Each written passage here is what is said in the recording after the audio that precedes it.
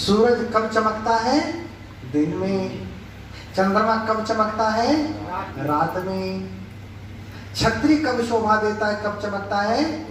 जब वो शस्त्र धारण करता है, ढाल तलवार लेता है। लेकिन बुद्ध कैसे शोभा देते हैं? अर्थ सबम अहोरतिम।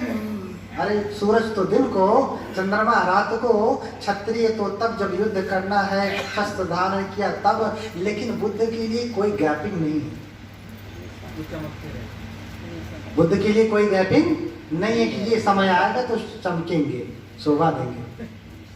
अर्थ सबम अहोरतिम, दिन और रात मिला करके बुद्धो तपति तेजसा, अपने तेज से बुद्ध हमेशा तपते रहते हैं। वो तेज क्या है? करुणा। इसलिए भगवान बुद्ध को क्या कहा गया? महाकारुण्य। करुणा ही नहीं है, आप ही तो क्या है? महाकरुणा है। इसलिए इस संसार के सबसे बड़े कारुणिक कौन है? भगवान बुद्ध महाकारुणिक है। महाकारुणिको नाथो हिताय, सूत्र ही पढ़ते, मंत्र पढ़ते कि इस महाकारुणिक ने लोगों के हित के लिए जन्म ग्रहण किया है। तो शरीर से आप क्या करेंगे? कोई काम नहीं कर सकते। एक ही काम कर सकते हैं, क्या? कर्मोपकरणम त्वं मनुष्याणाम शरीर। इस शरीर से अच्छा काम करेंगे तब जा करके आपका शरीर शोभा देगा, आपका जीवन शोभा देगा। तो अच्छा काम आप जानते ही, सब कोई जानता है अच्छा काम क्या है। इसलिए जानामि धर्मम न च मे प्रवृत्ति, मैं जानता हूं क्या धर्म है, लेकिन न च मे प्रवृत्ति, मुझसे होता ही नहीं। कौन नहीं जानता कि चोरी नहीं करना चाहिए, हत्या नहीं करना चाहिए, दूसरे की स्त्री को नहीं देखना चाहिए, झूठ चुगली बकवास कटु वचन नहीं करना चाहिए, नशा पता नहीं करना। कौन नहीं जानता है? जानामि धर्मम न च मे प्रवृत्ति, लेकिन मुझसे नहीं होता, मेरी टेंडेंसी नहीं है ऐसा। और जानामि अधर्मम न च मे निवृत्ति, मैं ये भी जानता हूं कि ये सब बुरा है, ये अधर्म है, ऐसा नहीं करना चाहिए। लेकिन न च मे निवृत्ति, शराब पीता हूं, जानता हूं ये बुरा है, लेकिन न च मे निवृत्ति, उससे मुक्त नहीं हो पाता। तो सोचिए आपका संकल्प कितना कमजोर है और आप इस शील सदाचार के मार्ग पे कैसे चलेंगे। इसलिए भगवान के आर्य अष्टांगिक मार्ग में एक है सम्मा संकल्पो। संकल्प ही नहीं है, क्या है? सम्मा संकल्प, सम्यक संकल्प है। यानी अच्छा काम करने के लिए दृढ़ संकल्प, डिटर्मिनेशन करना कि अब हम चाहे कुछ भी हो जाए मैं अच्छा कर्म करूंगा।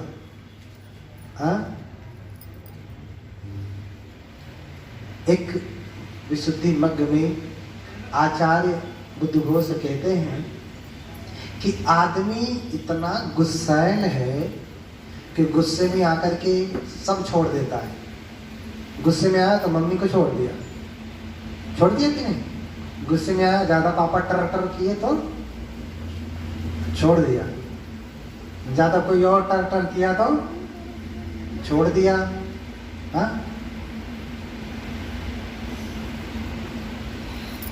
लेकिन आचार्य बुद्धघोष क्या कहते हैं कि ये न दोषे न वोचम अमनापं परो करी तमेव दोषं छिन्दस्तु किमथानि विहन्ति। कह रहे हैं कि तुम गुस्सा में आते तो गुस्से में आकर के छोड़ देते अपनी मम्मी को, पापा को, भैया को, इनको, मित्र को, ये सब छोड़ देते। किसकी वजह से? गुस्से की वजह से। अरे इसको छोड़ देते तो कह रहे हैं कि तुम बड़े गुस्सैल हो, ज्यादा खुंदक आती है तो गुस्से में आकर के कहो कि जा दारू, जा शराब, तुझे मैं छोड़ देता हूँ। तब समझे ना तुम्हारी गुस्सा है, तब समझे ना वीर का बच्चा है, बड़ी गुस्सा आती है, शेर है। गुस्से में आके कहिए कि जा हत्या, मैं तुझे छोड़ता हूँ, आज से हत्या नहीं करूंगा। जा झूठ, तुझे मैं छोड़ता हूँ, आज से झूठ नहीं बोलूंगा। तब तो मर्दानगी दिखेगी ना। ये कौन सी मर्दानगी? मैं एक बोतल पी जाता हूं तो पी सकता है? ये मर्दानगी है नहीं। बुद्ध से बड़ा कोई पुरुष महापुरुष नहीं हुआ, इनसे बड़ा कोई मर्द नहीं हुआ कि सारे विकारों को यूं छोड़ते चले गए, और आपको यूं क्या यूं में भी नहीं छोड़ पाएंगे। क्यों? क्योंकि आपका सम्यक संकल्प दृढ़ नहीं। आप तो 10 मिनट बैठ नहीं सकते। उन्होंने अधिष्ठान किया कि मन संग तचो नहारू अट्टिंग टिमिजंग शरीरे उपसिसतु। 6 साल तपस्या किया, अधिष्ठान करके बैठ गए कि मेरा मांस सूख जाए, त्वचा सूख जाए, नसें सूख जाए, धमनियां सूख जाए, सब कुछ सूख जाए, हड्डियां सूख जाए, हाड़ बचे, लेकिन बिना ज्ञान प्राप्त किए नैवकायमिदं चलिष्यति। ये मेरा शरीर हिलेगा नहीं कब तक? जब तक मैं ज्ञान नहीं प्राप्त करूंगा। इतना कठिन संकल्प है, इतना बड़ा संकल्प है। यहां तो आपने अभी संकल्प लिया, अभी टूट गया। 1 घंटे के लिए साधना में आते हैं, मन करा बना के बैठ जाए, आप नहीं हिलाएंगे। 10 मिनट में अरे अभी हिला लेता हूं, बाद में देखा जाए। छोड़ने की बात आती है तो आज से शराब छोड़ता हूं। सुबह हुई, आज शराब नहीं पीऊंगा, बिना पिए ही नशा है। छोड़ने वाला छोड़ना चाहता है क्या? सुबह बड़ा प्रयत्न करता है, संकल्प लेता है आज नहीं पीऊंगा, लेकिन जैसे दिन चढ़ता है उसका मन भी चढ़ता है, दोबारा आ गया, नहीं आज नहीं पीऊंगा, अब से छोड़ता हूँ, अब से नहीं पीऊंगा। फिर जैसे दोपहर से शाम की तरफ जाती है, मन उसका डगमगाने लगता है, पी कि ना पी, पी कि ना पी। शाम आती है तो एक आध बार पीने में क्या जाता है, फिर से कल से देखा जाए। और जब रात हो गई, आज पी लेता हूँ, कल से नहीं पीऊंगा। ऐसा है आपका संकल्प, ऐसा है आपका संकल्प, सम्यक संकल्प नहीं है, इसलिए आप ढीले ढाले। संकर संग ब्रह्मचर्य उन्नतम होती पदम। अरे ढीला चप्पल पहनते हैं ना, क्या पहनते हैं? आपका पैर 5 नंबर का, आपने 10 नंबर का चप्पल पहन लिया, और बरसात हुई हो या धूल वाला रास्ता हो, उसमें पहन करके 10 नंबर का चप्पल जाइए तो फट फट वो धूल कहाँ छटक जाएगी, किसको रंगीन करेगी? संकर संग ब्रह्मचर्य उन्नतम होती महाफलम। ढीला ढाला ब्रह्मचर्य, ढीला ढाला संकल्प, इसका फल नहीं होता, महाफल नहीं होता। ये उलट करके आपको ही नुकसान पहुंचाता है। जैसे चप्पल, आप ही का चप्पल किसके ऊपर गंदगी फेंक रहा है? उलट करके फट फट आप ही के ऊपर फेंक रहा है। इसलिए आपको कैसा होना पड़ेगा? सम्मा संकल्प। ये है अभिधर्म कि आप अपने संकल्प को करते हैं तो कुछ भी हो जाए, आप अपने संकल्प से हटते नहीं, आप नहीं हटते। हाँ, अरे बड़ा बढ़िया, कितने बड़े बड़े आचार्य, कितने बड़े बड़े गुरु हमारी इस धरती को जन्म लिए, कितनी अच्छी अच्छी बातें कह गए, लेकिन ये उसमें से एक को बातें पल्ले हमारे पड़ती नहीं। हाँ, एक भी बात हमारे पल्ले नहीं पड़ती। क्यों नहीं पड़ती? क्योंकि हमारे भीतर वो प्रज्ञा नहीं है। प्रज्ञा का विकास कैसे होगा? वो आपको बार बार धर्म सुनना पड़ेगा, बार बार धर्म का अध्ययन करना पड़ेगा। इसलिए प्रज्ञा के विकास के लिए आप कहाँ जाते हैं? स्कूलों में जाते हैं, जिसे गुरुकुल कहते हैं, स्कूलों में जाते हैं। अब स्कूलों का, गुरुकुल का मॉडर्न रूप है स्कूल।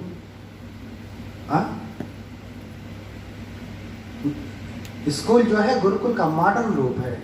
ऐसे ही आपका जो है मन जो है, स्कूल में आप जाएंगे, गुरुकुल में जाएंगे तो आपका मन ट्रेंड होगा, आपका संकल्प दृढ़ होगा और आपकी प्रज्ञा का विकास होगा। नहीं तो कुछ भी होने वाला नहीं। आज से ही दृढ़ संकल्प करिए कि निंदन्ति नीति निपुणा यदि वा स्तुवन्तु।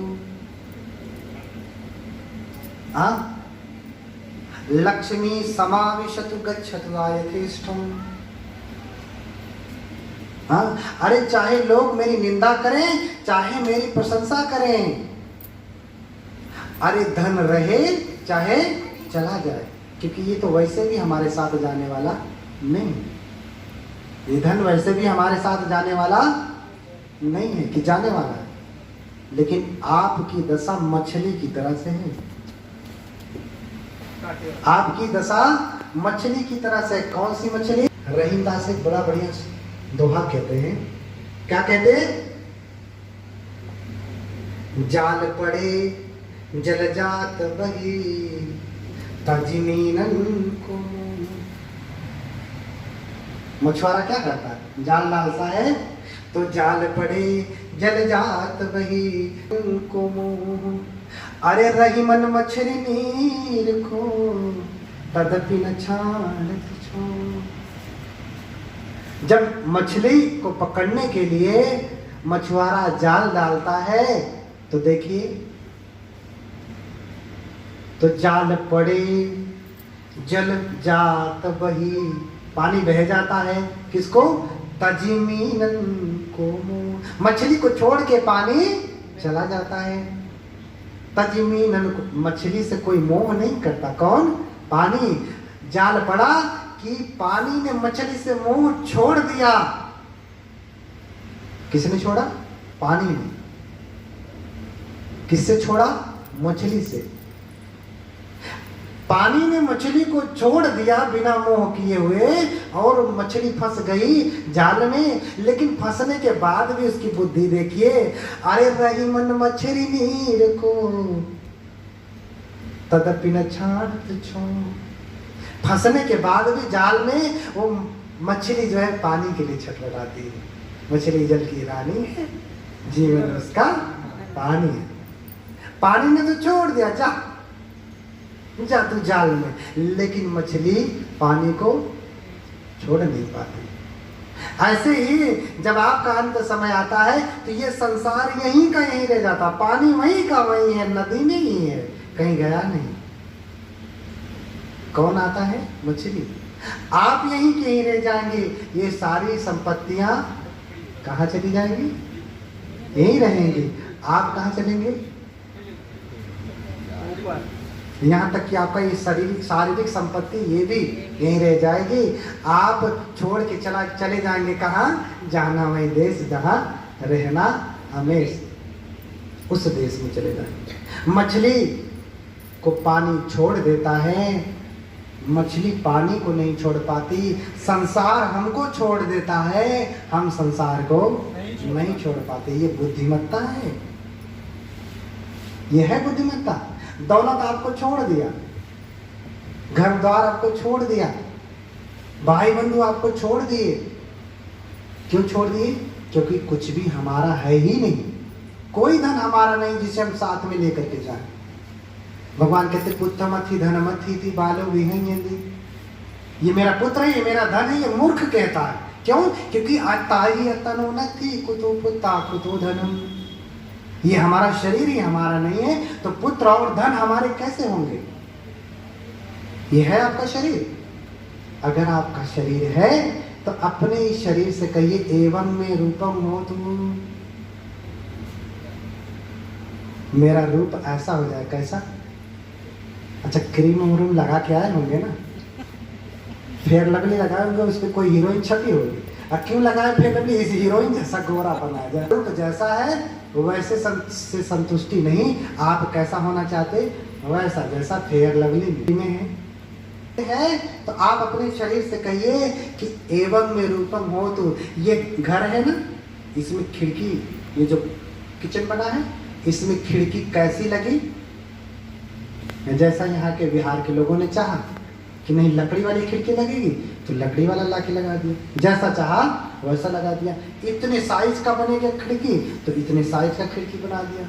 बुद्ध विहार का चबूतरा ऐसा बनेगा, पिलर ऐसा बनेगा, मूर्ति ऐसी बनेगी, जैसा चाहा वैसा बना दिया। तो सांसारिक चीज़ों पे तो कुछ समय के लिए आप अपना दिखा सकते हैं, लेकिन आप जिसके सबसे ज़्यादा करीब हैं, आपका शरीर जरा इस पे दिखाइए। उसका तो खिड़की आपने टेढ़ा मेढ़ा सीधा गोल काला पीला लकड़ी उकड़ी का कर दिया। अपने ही शरीर को, अपनी इन खिड़कियों को जरा ठीक करिए कि ये खिड़की इधर लगा दें। हाँ, नहीं कर सकते। क्यों? क्योंकि ये आपका है नहीं, ये शरीर आपका नहीं है। अगर आपका शरीर होता तो कहिए कि ऐ मेरे दिल, किसी और के लिए बहुत धड़कता है, सेकंड के लिए विश्राम करता है। अब आप कह दीजिए कि जरा 1 मिनट के लिए विश्राम कर ले, 2 मिनट के लिए विश्राम कर ले। हाँ, ऐसा ना हो कि अटैक आ जाए। आपका हृदय, आपके शरीर में जो धमनियां हैं, जो शिराएं हैं, जिसमें रक्त प्रवाहित हो रहा है, वो भी आपकी बात नहीं मानता। कह दीजिए थोड़ा रुक जाए, अरे अरे ये सब तो छोड़िए, अभी नाश्ता वास्ता करके आए थे ना, जरा कह करके आए होते, आज प्रवचन सुनने जा रहे हैं, ये मेरे पेट भूख मत लगना। पेट किसका? आपका।